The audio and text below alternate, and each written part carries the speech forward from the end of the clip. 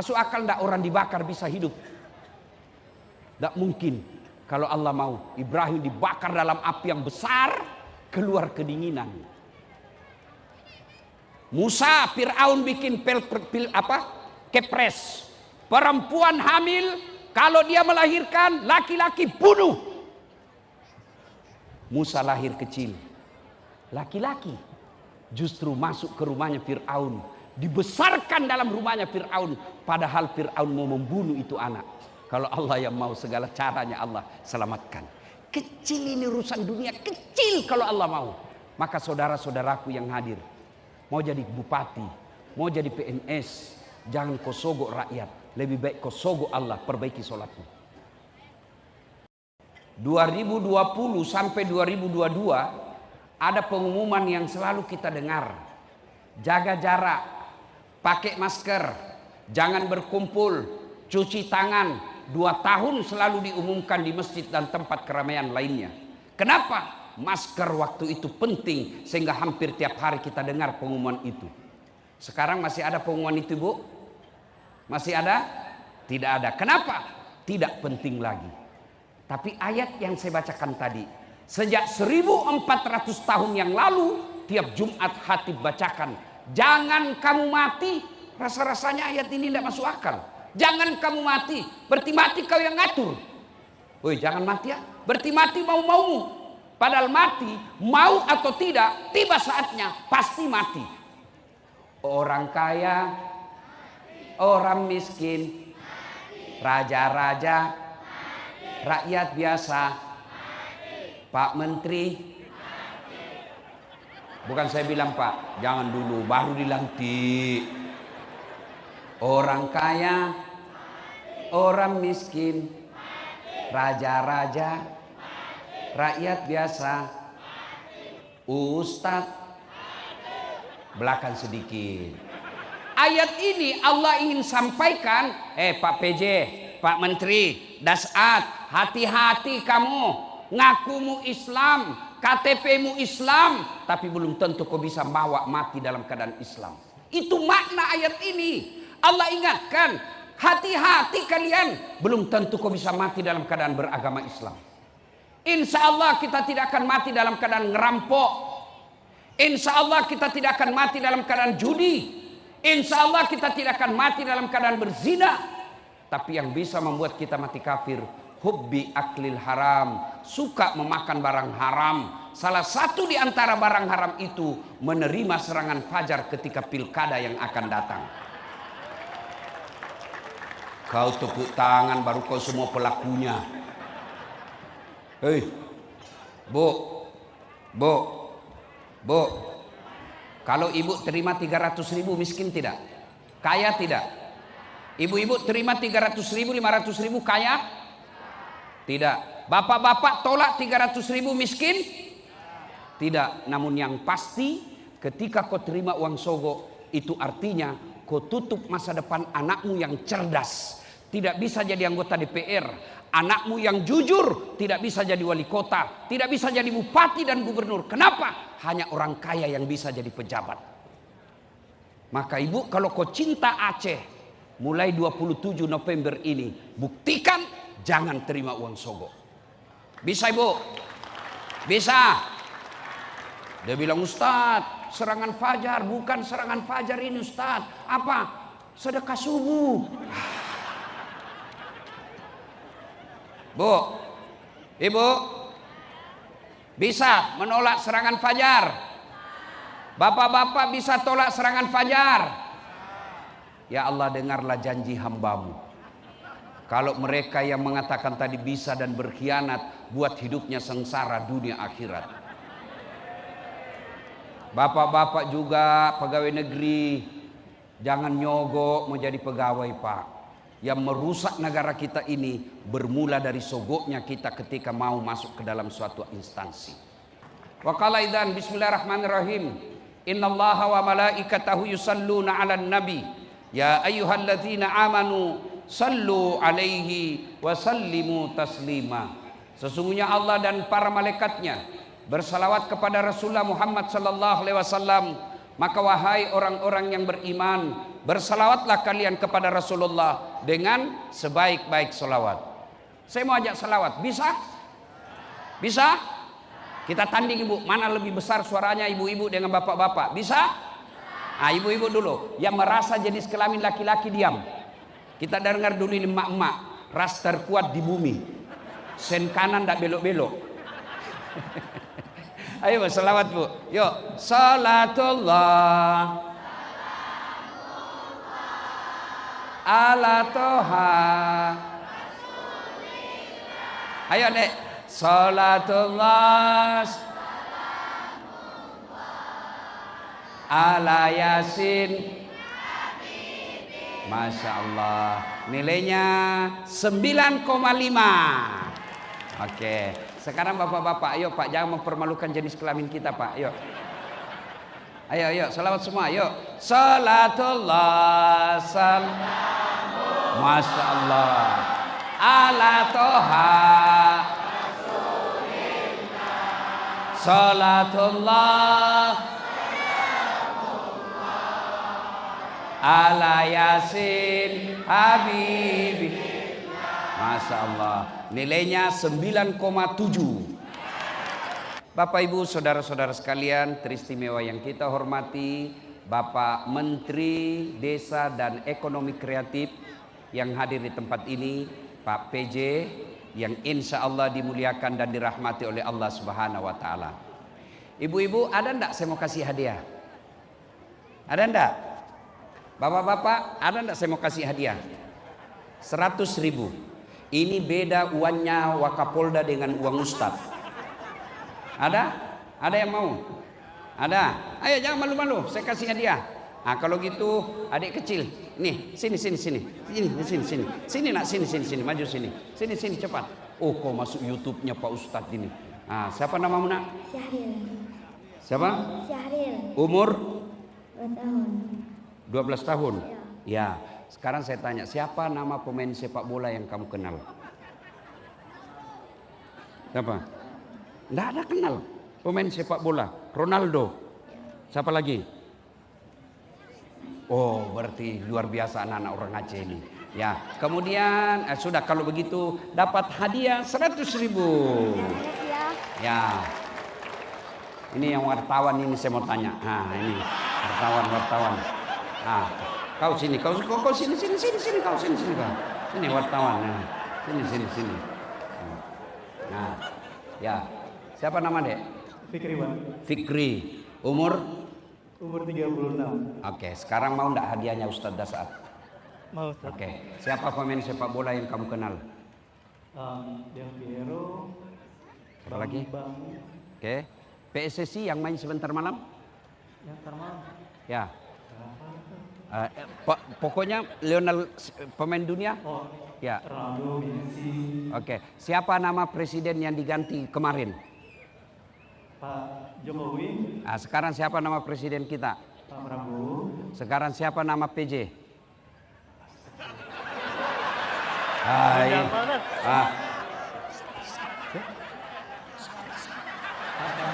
Ya, siapa nama penceramah? Pak Dausan. Oke. Nah, sekarang ini hadiahmu. Masih, Ustaz. Oke, jangan dulu pergi. Sekarang saya tanya, Dek, berapa anaknya Nabi? Nabi ada 1. Anak Nabi bukan anak kamu. Anak Nabi berapa? 2, Ustaz. 2. Oke. Siapa anak pertamanya? Siapa, Ustaz? Tidak tahu juga. Kalau begitu berapa anak tirinya Nabi? Tidak tahu juga. Sudah. Oke, terima kasih. Silakan duduk. Sama, Ustaz. Oke. Ini hadiah untuk kau. Pak, ibu-ibu, siapa nama istri keduanya Nabi? Siapa nama istri ketiganya Nabi? Ayo, saya yakin kalau ada kepala dinas saya tanya di sini, pasti ada yang tidak tahu. Ya kan? Ya, itulah sebabnya kita perlu maulid. Bayangkan anak-anak kita, Pak. Ini anak di sini ya masih terisolasi mungkin sehingga banyak tidak tahu pengetahuan tentang bola. Tapi kalau ada saya tanya di negara tempat-tempat lain, dia hafal Ronaldo, dia tahu Lionel Messi, dia tahu Lee Min Ho, dia tahu pejabat-pejabat kita. Begitu ditanya berapa anaknya Nabi? Siapa anak pertamanya Nabi? Demi Allah, Pak PJ, Pak Menteri, Pak Dasat, demi Allah dia tidak akan cari kamu nanti di padang mahsyar. Dia tidak akan cari dan tidak akan peduli kepadamu.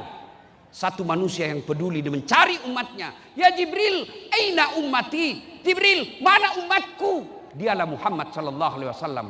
Betapa kecewanya Muhammad ketika ditanya anaknya kau tidak tahu, ketika ditanya istrinya kau tidak tahu, ditanya cucunya kau tidak tahu. Apa yang kau andalkan untuk mengenal nabimu? Zaman saya kecil, saya sudah kenal Nabi. Kenapa? Orang tua kita memperkenalkan sejarah Nabi dari kecil. Inilah pentingnya maulid. Supaya apa? Kita tahu sejarah Nabi. Setelah tahu sejarah Nabi, diusahakan mencontoh. Saya keliling maulid dari Sabang sampai Merauke, bahkan sampai ke luar negeri, temanya sama. Dengan maulid kita mencontoh Nabi. Masalahnya bagaimana kau mau contoh Nabi makan kalau kau tidak tahu sejarahnya? Bagaimana kau mau contoh Nabi bertetangga kalau kau tidak tahu sejarahnya? Ini pentingnya maulid. Jangan cuma datang maulid hanya untuk cari muka sama pejabat kita. Kita datang maulid dengar sejarah, kita contoh. Zaman saya kecil, ibu saya perkenalkan sejarah Nabi. Caranya apa? Lagu. Pada zaman dahulu kala. Kenapa mak? Pada zaman jahiliyah. Kan zaman dahulu banyak, ada zaman batu. Ini zaman jahiliyah. Tuh sudah informasi dalam lagu itu. Apalagi dilanjut. Lahirlah seorang rasul. Oh, rasul yang lahir. Bukan kaisar, bukan raja, rasul. Siapa namanya? Yang terakhir dan mulia. 25 nabi, bukan nabi pertama, bukan nabi tengah, nabi yang terakhir. Siapa namanya? Nabi Muhammad namanya. Oh, Nabi Muhammad. Siapa nama istrinya? Siti Aminah ibunya. Abdullah siapa? Bapaknya. Abdullah nama ayahnya. Di mana tinggal? Sigli atau Aceh? Madinah tempat tinggalnya. Tuh. Terus setelah dewasa. Oh, berarti dewasa, bukan remaja. Diangkat menjadi rasul. Dewasa baru diangkat. Siapa yang angkat? Oleh Allah yang kuasa. Allah itu siapa? Pencipta. Saya itu dulu. Sekarang saya kasih modern sedikit untuk ke anak saya. Anak-anak Nabi ada 7 orang. Ibu baru tahu toh 7. 3 laki-laki, 4 perempuan. Pertama Qasim, Abdullah, Ibrahim, Zainab, Ruqayyah, Ummu Kalsum, Fatimah. Pasti banyak di sini bupati yang baru tahu anaknya Nabi 7. Itulah makna maulid. Maka adik-adik sekarang yang baru belajar agama, ada juga anak-anak sekarang baru belajar agama 2 kitab, baru 2 bulan, maulid bid'ah. Tidak ada pada zaman Nabi. Isra Mi'raj bid'ah, tidak ada pada zaman Nabi. Kalau hanya karena kata tidak ada pada zaman Nabi, maka tolong kamu pergi haji jangan naik pesawat. Kenapa? Nabi dulu dari Madinah ke Mekah naik apa? Naik onta. Datanglah kau ke Mekah naik onta dari Banda Aceh. 17 tahun kau tidak sampai. Itulah makna. Jadi maksud saya, kalau kau tidak mau maulid silahkan. Tapi jangan pula kau tuduh orang yang maulid sesat. Ini tujuannya kita maulid. Coba kita lihat. Dengan maulid kita bisa bersilaturahmi. Pak Menteri bisa datang. Pak PJ bisa ketemu kita. Ini hikmah maulid. Ada lagi makan-makan. Alhamdulillah bisa ketemu Dasat Latif. Apa hebatnya ini Dasat Latif? Kecil hitam. Lebih gagah Pak Menteri. Makanya saya tadi minder juga dekatnya Pak Menteri. Tambah kelihatan saya jelek. Memang saya tidak gagah ibu. Tapi saya penuh pesona. Mana buktinya semua ibu mau foto sama saya toh? Ayo, Bapak Ibu saudara-saudara sekalian. Nah, Maulid tujuannya apa? Kita meneladani Nabi. Oke, karena waktu terbatas. Banyak sekali saya mau sampaikan, cuma waktu terbatas. Ibu bapak, Nabi itu belum lahir sudah yatim. Sudah meninggal, bapaknya kan masih dalam perut. Lahir baru 4 hari diambil ibu susunya, Halimatus Sa'diyah. Berapa tahun bersama ibu susunya? 4 tahun. Karena di kampungnya Halimatus Sa'diyah orang Yahudi selalu mengancam jiwanya Nabi, maka Halimatus Sa'diyah kembalikan ke ibunya, Siti Aminah. Usia 6 tahun, Siti Aminah berkata kepada anaknya, "Nak, kita ke Yatsrib, yang Madinah sekarang. Kita pergi ziarah kubur ke bapakmu." Pulang ziarah kubur, balik mau kembali ke Mekah, dulu Hijaz namanya. Di desa bernama Afwa, sakit Siti Aminah, meninggal sampai Rasul pingsan karena tidak bisa menerima duka yang sangat berat. Yatim dan ibunya lagi meninggal. Sampai direndam Nabi di tempat air baru bisa siuman. Coba. Pelajaran pertama. Nabi penuh masalah dalam hidupnya. Ada ndak di sini yang kalah ibadahnya Nabi? Ada ndak di sini yang kalah sopannya Nabi? Ada ndak yang kalah akhlak mulianya Nabi? Tidak ada. Tapi apa Nabi tidak punya masalah, Pak? Diangkat jadi rasul, diusir dari kampung halamannya. Siapa yang ngusir? Pamannya sendiri, Abu Lahab. Sampai di Madinah kira aman, ternyata kafir Quraisy menyerang lagi Nabi. Perang pertama perang Badar, alhamdulillah Islam menang. Perang kedua pembalasannya orang Quraisy kalah Rasulullah, perang Uhud, sampai wafat paman beliau. Ibu-ibu tahu 7 anak Nabi. Ibu-ibu yang punya anak pasti pernah rasakan, yang punya meninggal anaknya, betapa beban penderitaan mental kita anak yang wafat. 1, Nabi 6 anaknya wafat, dilihat dengan kepalanya sendiri. Itu Nabi, Pak. Pernah 3 tahun diisolasi, Bani Hashim tidak boleh bertransaksi. 3 tahun kelaparan dan miskin. Berapa sahabat meninggal karena kelaparan. Itu Nabi. Ibadahnya bagus, penuh masalah. Apalagi kita. Mana ada orang tidak ada masalahnya di sini? Ayo, Pak PJ, kau pikir tidak ada masalahnya? Sebentar lagi selesai urusannya. Begitu terpilih gubernur definitif, wabillahi taufiq wal hidayah, Pak PJ balik lagi. Ayo, Pak Wakapolda, apa masalahnya? Besar masalahnya, Pak. Apa masalahnya? Takut sama istrinya? Mana ada orang Aceh tidak takut sama istrinya? Oh, kami orang Bugis tidak pernah takut sama istri, Pak. Cuma istri lebih berani dari kami. Nggak ada orang. Mana ada Pak Menteri? Ada masalahnya. Coba lihat waktu kita sekolah. Coba lihat kuliah, apa masalahnya? Mau sarjana. Sudah sarjana selesai masalahnya, mau kerja. Sudah pegawai selesai masalahnya, mau jadi kepala bagian. Sudah kepala bagian selesai masalahnya, mau jadi kepala dinas. Sudah kepala dinas, mau jadi sekda. Sudah jadi sekda, mau jadi bupati. Sudah jadi bupati, mau 2 periode. Sudah 2 periode, ditangkap KPK. Ya mana ada orang tidak ada masalahnya, Pak. Semua kita punya masalah. Nabi punya masalah. Bedanya, Nabi kata ada masalahnya, 2 dia pegang. Ista'inu bisabri wassalah. Sabar, perbaiki sholatmu. Adik-adikku pegawai negeri, dengar baik-baik. Adik-adikku para polisi tentara, kalian ada masalah dengan pekerjaanmu. Jangan kau cari muka sama pimpinanmu. Jangan kau cari muka sama komandanmu. Loyal boleh, cari muka dilarang dalam agama. Penjilat bahasanya.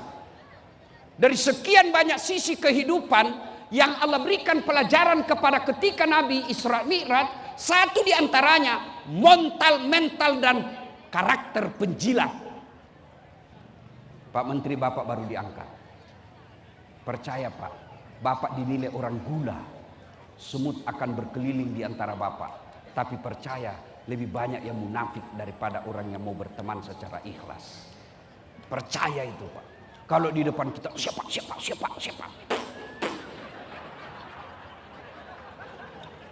Perbaiki saja sholatmu, biar Allah yang selesaikan urusanmu. Kalau Allah yang tolong kamu, Bu, kecil jadikan suamimu setia, kecil sembuhkan penyakitmu. Yang penting dekati Allah. Gimana caranya dekati Allah? Tidak usah dulu kau cerita umroh dan haji, sholatmu aja dulu kau sempurnakan. Ini ada Pak Panglima di sini. Mohon maaf Pak, itu beliau punya ajudan. Coba kalau beliau panggil ajudan, ajudan, itu ajudan biar lagi duduk makan kacang, langsung lompat, siap komandan. Kalau perlu dia telan bulat-bulat itu kacang. Siap komandan, perintah. Iya toh Pak? Padahal beliau ada mutasinya, beliau ada pensiunnya. Begitu takutnya ajudannya. Ya, mana ada ajudan dipanggil, ajudan. Tunggu dulu Pak. Diinjak lehermu. Ajudan. Bapak ndak lihat si sibuk. Iya toh? Tapi contoh, ketika Allah memanggil kalian, hayya 'alas shalah, sini. Apa jawaban kita? Tunggu, lagi meeting. Tuhan bilang ya sudah, uruslah itu meetingmu. Maka jangan heran, 17 tahun kamu tentara, 17 tahun kau ASN, 20 tahun kau jadi polisi, tidak bisa kau lepas dari kredit. Kenapa? Yang punya dunia kau jauhi. Saya kenal sama Pak PJ. Saya datang ke Aceh. Assalamualaikum Pak PJ. Waalaikumsalam. Wah, saya ada di Aceh nih. Saya ada masalah Pak PJ. Apa? Wah, saya lagi di Jakarta Ustaz. Apa masalahnya Ustaz? Saya mau keliling-keliling Aceh tapi tidak ada kendaraan saya Pak. Tenang Pak Ustaz. Don't worry, be happy. Tidak usah cemas. Pak PJ telepon ajudan. Ajudan, ada itu Ustaz Dasat di bandara. Kau jemput, bawa mobil paling bagus, full tangki, sediakan oleh-oleh, kasih pembeli pulsa. Selesai urusan saya. Kenapa? Saya akrab sama yang punya mobil. Ya kan Bu? Betul ya Bu? Sebaliknya, ada orang dari Makassar tidak pernah ketemu, tidak pernah lihat, tidak pernah kenalan, tidak pernah dengar nama. Telepon. Assalamualaikum Pak PJ. Saya lagi di Aceh, boleh pinjam mobilnya? Siapa di telepon Pak PJ? Siapa? Kapolda. Tangkap. Tukang tipu itu. Tidak pernah kenal kau pinjam mobil, pasti tukang tipu. Tangkap. Begitu juga bapak-bapak, ibu-ibu. Tidak pernah sholat. Sholatnya cuma hari Jumat. Paling terlambat datang, paling cepat pulang. Orang khotbah dia tidur. Ada masalahnya, ya Allah, capek sudah saya hadapi masalah ini, ya Allah. Berat dalam hidup saya, ya Allah. Allah berfirman, malaikat, karena dia sudah capek hidup, cabut nyawanya. Saudaraku, ada masalah dalam pekerjaan, tidak usah cari kambing hitam. Lebih baik perbaiki sholat. Kalau Allah yang tolong Bapak, kecil buat Allah. Kalau Allah mau, kecil buat Allah. Ibu-ibu saya tanya. Ibu-ibu, Bu. Halo Bu. Bu. Bisa enggak perempuan hamil enggak pernah disentuh laki-laki? Bisa enggak? Bisa enggak? Menurut ilmu kedokteran tidak mungkin. Tapi kalau Allah yang mau, Siti Maryam. Hamil enggak pernah disentuh laki-laki. Cuma sekarang banyak orang mau saingan Siti Maryam. Hamil dada-dadanya, beleng-beleng. Tidak ada suaminya. Ibu-ibu, Pak, masuk akal tidak bisa hidup dalam perut ikan? Masuk akal tidak? Tidak mungkin. Tapi kalau Allah yang mau, Yunus alaihi salam Pak, 40 hari dalam perut ikan, hidup selamat. Tidak masuk akal kalau Allah mau, kecil itu hidup. Masuk akal tidak orang dibakar bisa hidup? Tidak mungkin. Kalau Allah mau, Ibrahim dibakar dalam api yang besar, keluar kedinginan. Musa, Fir'aun bikin kepres. Perempuan hamil, kalau dia melahirkan, laki-laki bunuh. Musa lahir kecil. Laki-laki justru masuk ke rumahnya Fir'aun. Dibesarkan dalam rumahnya Fir'aun. Padahal Fir'aun mau membunuh itu anak. Kalau Allah yang mau, segala caranya Allah selamatkan. Kecil ini urusan dunia, kecil kalau Allah mau. Maka saudara-saudaraku yang hadir, mau jadi bupati, mau jadi PNS, jangan kau sogok rakyat. lebih baik kau sogok Allah, perbaiki sholatmu. Coba itu gelar saya, banyak betul kan?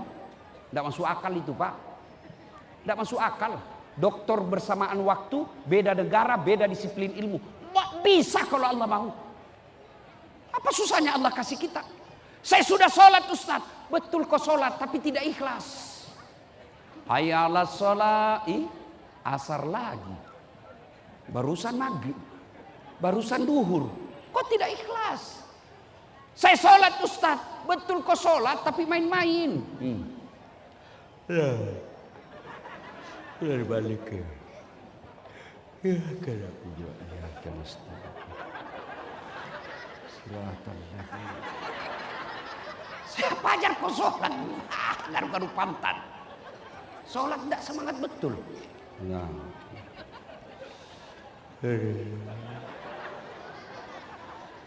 Kau ketawa karena kau bayangkan dirimu sendiri.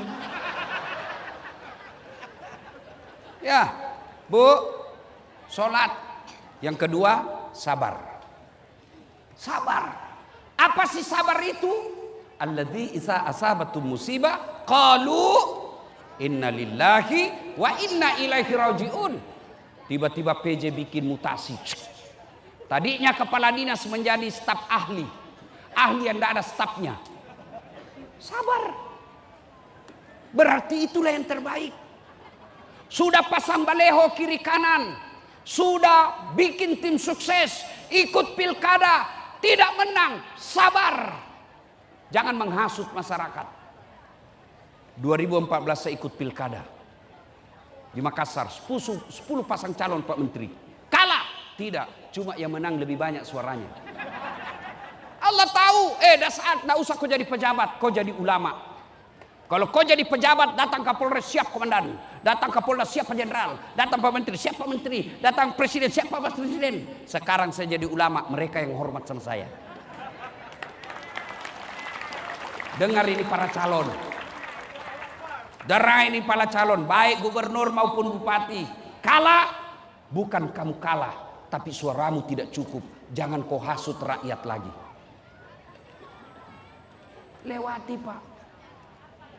Saya gagal jadi tentara, tamat SMA, karena saya pendek.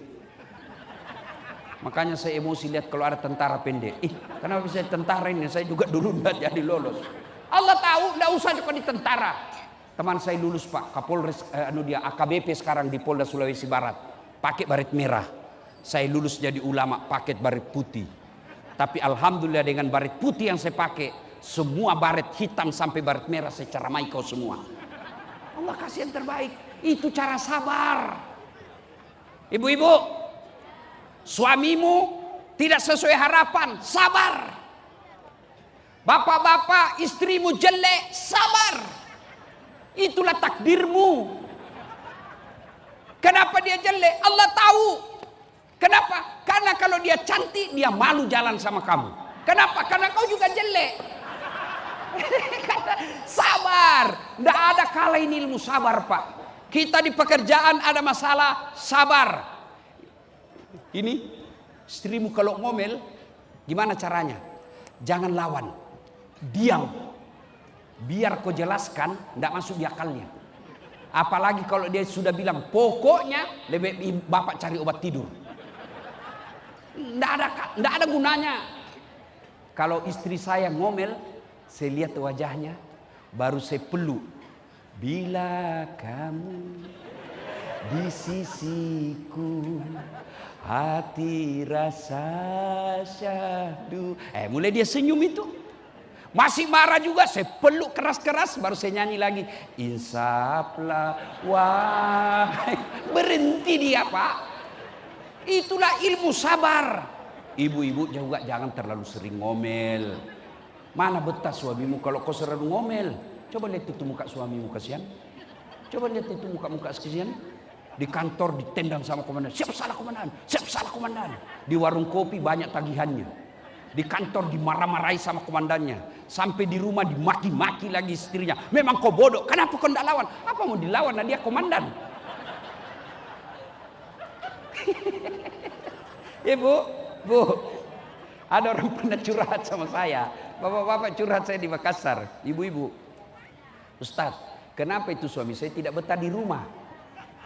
Saya ceritakanlah supaya dia tidak tersinggung. Bu, ada suami istri, istrinya suka ngomel. Ada uang, tidak ada uang, ngomel aja kerjanya. Suatu ketika suaminya belikan emas. Senanglah ini ibu dibelikan emas. Kata suaminya, dek, kita siarah ya sumur tua di kampung. Karena lagi senang, maulah dia diajak sumur tua. Ini sumur bu 400 tahun sudah umurnya. Dalamnya 12 meter. Sampai di kampung dilihat, dek, kau lihat itu sumur. Ada airnya enggak? Ada bang, dangkal. Maksudnya, paling sampai di lutut. Iya kah? Iya bang, dangkal. Begitu dekat dengan bibir sumur, didorong sama suaminya. Kan dibilang aman sampai di lutut, jatuh. Kata suaminya, ngomel kau di situ, ndak ku dengar juga. Ngomel kau, kudak ku dengar. Suaminya di atas, ngomel kau. 1 jam kemudian Pak, tiba-tiba dari dalam sumur ada keluar makhluk tinggi hitam besar. Kaget suami, hei siapa kamu? Saya penunggu jin di dalam cempur ini.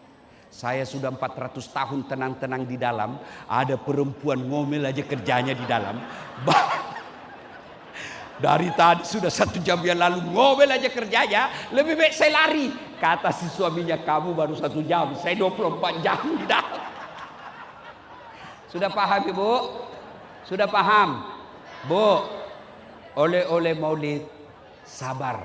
Ketika ada suami yang tidak sesuai harapan, sabar. Ketika ada pekerjaan tidak sesuai harapan, sabar. Sholat, sabar. Yang kedua, hikmah yang kita mau bawa pulang. Pilkada sudah di depan mata. Jangan berpecah belah. Jangan saling menyerang. Saya heran masyarakat kita di medsos. Orang mau jadi bupati, orang mau jadi wali kota, orang mau jadi gubernur. Kita baku serang di medsos. Kepada tim sukses, dengar ini tim sukses. Silahkan jagokan jagoanmu, jangan kau celah lawanmu. Silahkan pilih jagoanmu, hormati lawanmu. Kepada para calon, jangan terlalu percaya kepada tim sukses. Lebih baik bapak langsung datang menyapa masyarakat. Ibu-ibu, jangan berpecah belah. Masih ingat Pilpres 2019? Siapa yang bertanding bu? Bapak Joko Widodo dengan Bapak Prabowo. Siapa yang menang? Bapak Joko Widodo. Siapa menterinya? Bapak Prabowo. Saling menyerang waktu debat. Selesai Pilpres, satu paket. Kita masyarakat masih bertengkar sampai sekarang. Wa'tasimu bihablillahi jami'an wa la tafarraqu. Berpegang teguhlah engkau kepada tali persaudaraan agama Allah dan janganlah engkau bercerai-berai. Dengar pesannya Pak Menteri tadi yang menyampaikan hadis Nabi. Hitam jidatnya sholat, puasanya Senin Kamis, tahajud tiap hari. Tapi banyak musuhnya, dia bukan orang mulia. Banyak musuhnya. Ini juga masalah. Ya ibu bapak saudara-saudara sekalian, ada orang baik sholatnya, berjamaah tiap hari, tapi di kompleks tidak ada yang senang, dia bukan orang mulia. Karena beliau katakan tadi, hadis Nabi, Hairun nas anfa'uhum linnas. Sebaik-baik manusia di antara kalian adalah yang paling banyak manfaatnya buat orang lain. Terima kasih Pak PJ atas undangannya. Ingin berlama-lama tapi waktu maghrib telah menjelang datang. 27 Oktober yang lalu Pak JK langsung telepon saya. Dan sebelumnya saya beberapa kali di WhatsApp sama Pak PJ.